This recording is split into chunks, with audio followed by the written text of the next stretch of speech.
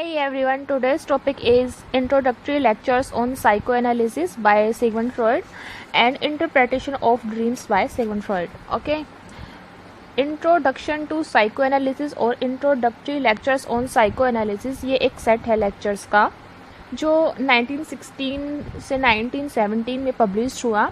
यह Sigmund Freud द्वारा दिए गए लेक्चर्स हैं।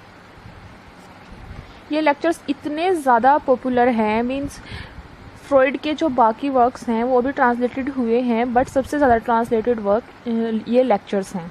ओके, फ्रॉयड ने साइको एनालिसिस को सीरियस अटेंशन दी और अपनी खुद की एक थियोरी डेवलप की साइको एनालिसिस की। ओके, और जो फ्रॉयड है न्यूरोलॉजिस्ट थे जो इफेक्टिव ट्रीटमेंट ढूंढ रहे थे फॉर पेशेंट्स विद न्यूरोटिक और हिस्टेरिकल सिम्टम्स।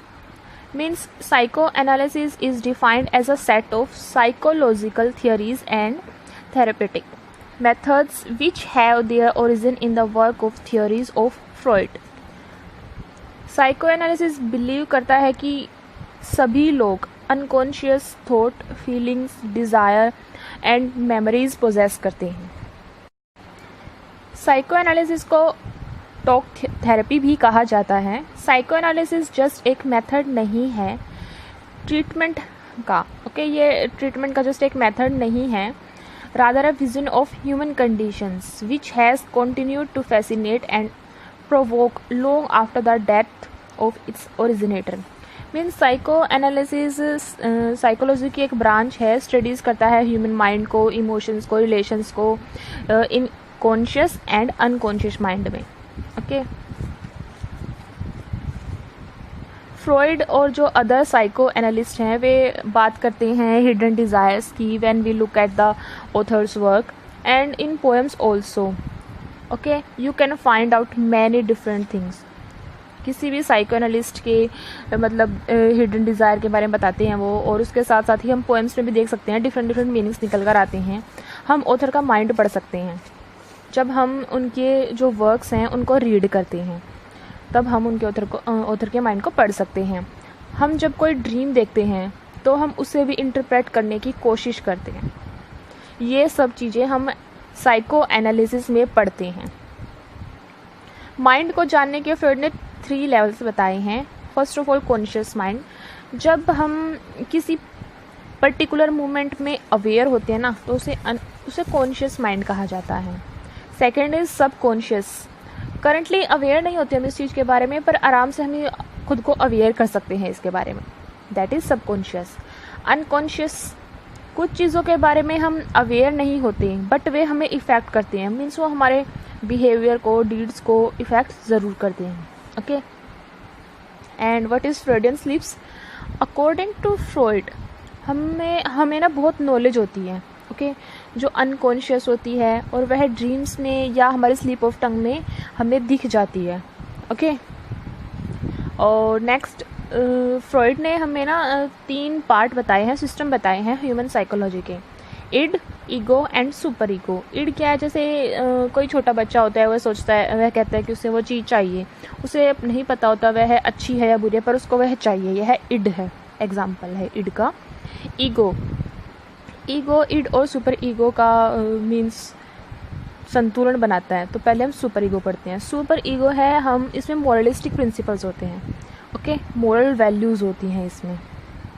ओके, हम ध्यान रखते हैं गुड और बैड का। और जो ईगो है वो इड और सुपर ईगो दोनों के बीच संतुलन बनाता है, ये दोनों का मिक्सचर है। और इसके साथ साथ इड जो है उसको संतुष्ट करता है ईगो और कॉम्प्रोमाइज़ करता है सुपर ईगो से। Okay, next interpretation of dreams. The dream work में हम देखते हैं interpretation of dreams by Sigmund Freud. उसने इसके 2 काइंड बताए हैं, मीन्स 2 प्रकार बताए हैं, मैनिफेस्ट और लेटेंट। जो मैनिफेस्ट होती है ना, मीन्स कुछ मेमोरी हमारे ना माइंड में रह जाती है और वह हमें ड्रीम में रिमेंबर होती है, ड्रीम्स में हमें वो चीज़ें याद आती हैं। लेटेंट में यह है कि जैसे हमने कोई ड्रीम देखी, हम उसको मीन्स हम उसे ना रिकग्नाइज़ कर लेते हैं, समझ जाते हैं और वह हमें याद आ जाती है, और कुछ मीनिंग या क्लू हम उसे निकाल लेते हैं, मिल जाता है हमें। ओके, और उन्होंने कहा कि जो मैनिफेस्ट है ड्रीम, वो उसका कंटेंट स्मॉलर है देन लेटेंट। ओके, अब फ्रॉइड 2 प्रोसेस डिफाइन करते हैं. ओके, फर्स्ट है मीन्स ड्रीम वर्क ऐसा वर्क है जो ड्रीमर द्वारा किया जाता है, जो लेटेंट ड्रीम को मैनिफेस्ट ड्रीम में ट्रांसफॉर्म करता है. ओके, सेकंड उन्होंने बताया वर्क ऑफ इंटरप्रिटेशन. ओके, जो ये ना कॉन्ट्रेरी डायरेक्शन में प्रोसीड करता है, एनालिस्ट के द्वारा किया जाता है. मीन्स पहला था वह है जो ड्रीमर है वो करता है, और सेकंड है जो वो एनालिस्ट करता है. ओके, और अब फ्रॉइड 3 टाइप के वर्क बताता है ड्रीम वर्क के. मीन्स ड्रीम वर्क में ना 3 टाइप्स के वर्क हैं: condensation, displacement and the work of transforming thoughts into visual images. सबसे पहले मीन्स हम कंडेंसेशन करते हैं. कंडेंसेशन क्या है, यह हमें रेफर करता है फ्रॉइड्स बिलीफ दैट जो मैनिफेस्ट ड्रीम है उसका स्मॉलर कंटेंट है लेटेंट की बजाय, और इसमें ना जो रिप्रेस्ड थॉट होती है ना वो वापस आ जाती हैं in hidden way.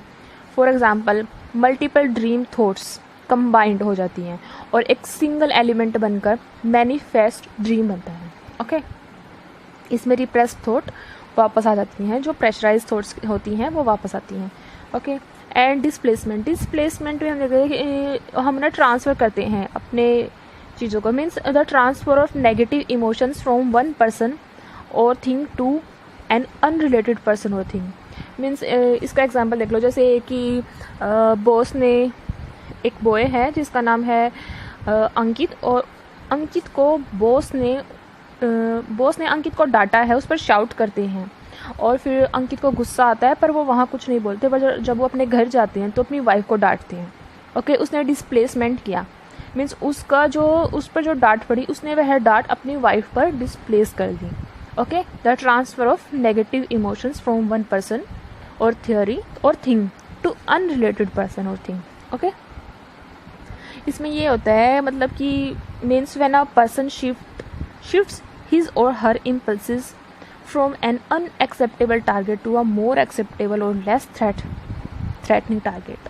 Okay, boss के सामने कुछ बोल नहीं सकता था, जो को खतरा हो जाता, बट वाइफ को उसने सुना दिया. Okay, next is transforming thoughts into visual images. Okay, means here Freud's is analogous to pictorial writing.